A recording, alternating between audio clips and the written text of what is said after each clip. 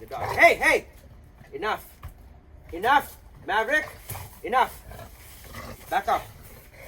Not happening. Not in this house. Enough! So you gotta also pay attention to that type of stuff, aggression and stuff. And we will be making a video update on the birthing process because I will be doing it here at home. Guys, I don't want to have fights. Princess, in the house, right now. Princess, go inside. Inside. Don't. Good job. Inside, inside. You're sitting in front of the camera. So having control over your dogs is quite important in this process as well as all time. What is going on, world? Welcome back to Malik's Water Garden. I had to put the dogs inside to make the intro for the video because they were getting a little frisky and there was a lot of, back and forth arguments between the two. They're calm now. You can obviously hear them barking and whatever because they hear me out here. Anyways, this is going to be a dog breeding video. A zebra Playco video is coming up, updating on my new zebra Playcos. I did suffer some losses, so we'll be looking at that in the upcoming video. So if you haven't subscribed, subscribe down below. Hit that notification so you get updated when that video as well as many other videos like that get uploaded. We are going to be looking at some dog breeding videos in the coming days, so stay tuned for that. And if you are not into this type of content, I'll put the zebra Playco video series here so you can check that out and go into that section and check out some more Playco stuff. A lot of Playco stuff is coming up. It just was really hard for me to make videos in the last few days because of what happened. I did suffer losses. I lost 6 new zebra Playcos, and we will be looking at that in the next video coming up tonight. So I will be making that. It was really hard for me to get myself to make this video, even this one right now, because I don't do well with deaths and I don't usually suffer losses. So when it happens, it's quite hard. And when it happens to like a rare fish that I've been, I'm in love with, and I just got these guys, but I still love them like they're my kids, and so it was really hard for me, and it was my fault predominantly. I messed up quite hard, so we'll be looking at that in that upcoming video as well as a couple after that. So yeah, we'll be looking at all this, so stay tuned and let's get into this video. Dog breeding 101. Good. Sit. Hey.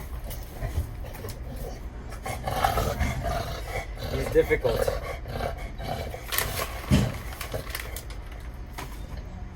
What is going on, everybody? Welcome back to Malik's Water Garden. Today's going to be a really fun video. We're going to look at dog breeding. So I have my 2 dogs here. So this is Princess Peach. She's actually mine. She's registered to Old Money Kennels. And this is Maverick, Luna's Maverick Duke. And he's registered to Lush Bulldogs here in Ontario. Both these guys are pedigree dogs. They are from the same breed. They are both Old English Bulldogs. So we're not going to look into the breed specifically in this video. We're just going to be looking at basic things to consider when you are breeding dogs. So these guys are actually in the process of being bred right now. This dog is the female. This dog is the male. Here. And so he is actually overheating a little bit in the weather, so there's no breeding going on at this particular moment, so that's something to pay attention to with this particular breed.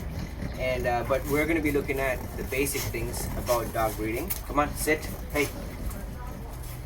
And before I say anything, I'm just going to say, if you are going to have large dogs, make sure they are well trained, Princess, and well behaved. If you don't have control over your dogs, then you're going to run into problems eventually because they are large and they can be quite aggressive. Relax, no more treats.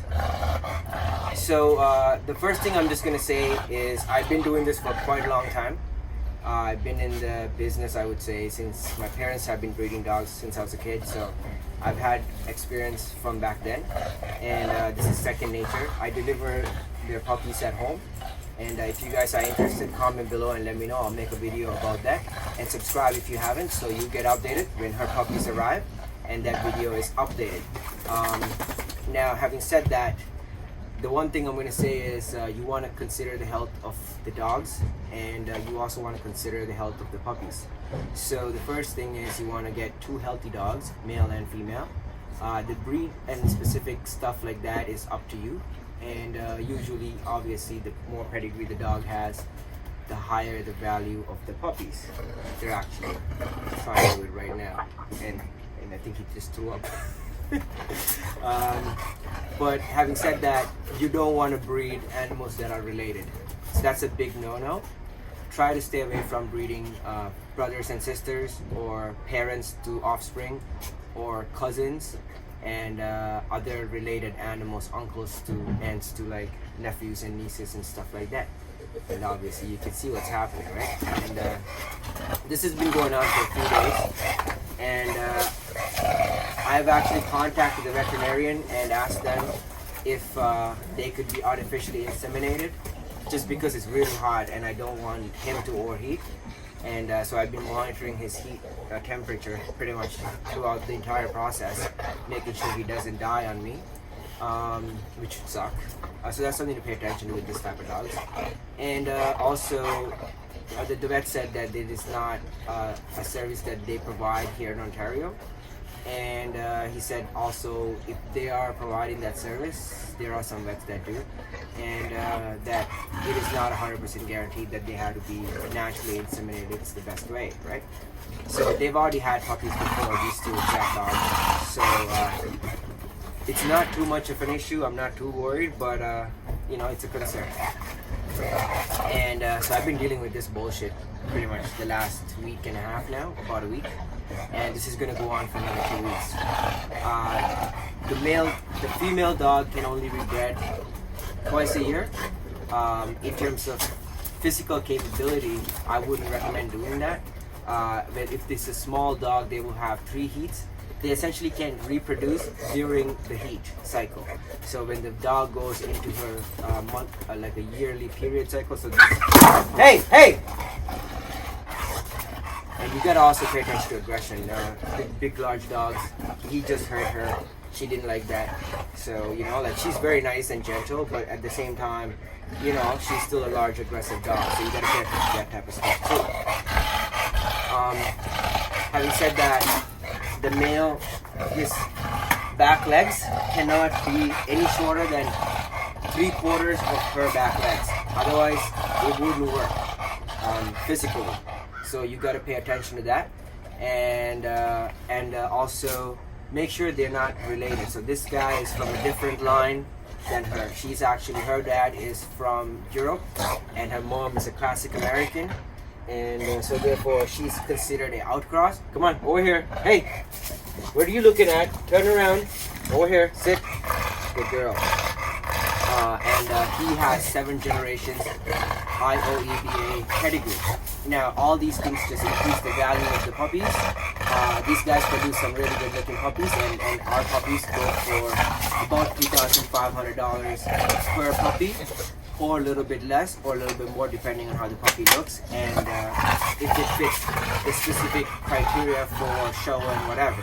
Now, we do produce show quality dogs, and they have all their papers and stuff, and because of that, their value is going to be far more superior in terms of price than a dog that's bred in a farm somewhere that has not gone through all this type of considerations.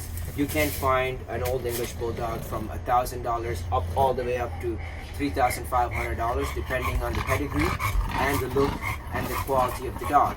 Now, having said that, I would recommend paying the money and getting a better quality dog, just to say that these puppies are coming with a health guarantee. We've done considerable research into making sure that they don't carry any genes that produce genetic deformities like the droopy eye. He does not carry that gene, and she does not have bad hips, so she does not have a hip issue. And out of 6 puppies we produced, all 6 of them are healthy. One did pass away from eating poison. That is not a problem. That was a defect for the puppy. It's just, you know, unfortunate issue. And the rest of the puppies are doing well. So these are things to consider. They don't do well. Like he would not do well on a harness. Look at where his shoulders are. It's super wide, and a harness would just make it worse. And he would essentially, after a while, develop issues because his shoulder is already out of his shoulder socket, just the way he's sitting and stuff. So those are things to consider.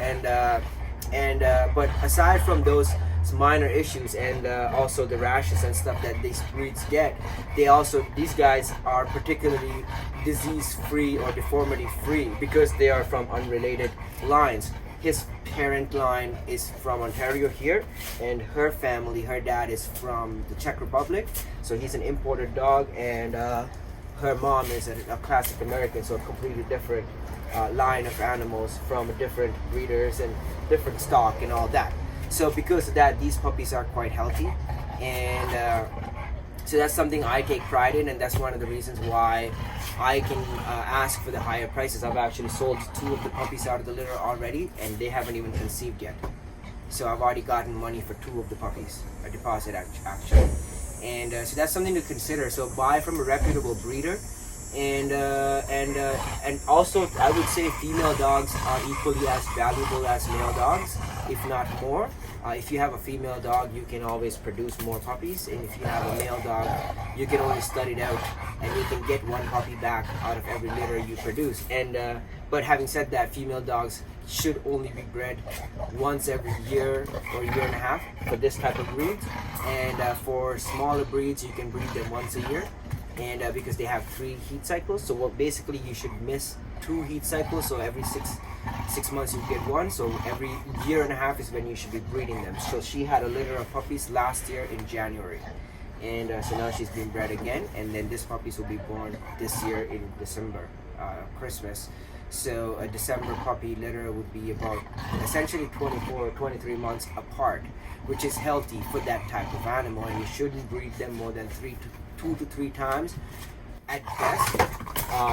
I mean, people do breed them 4 times, but that's not healthy for the dog. Hey! Enough! Maverick! Enough!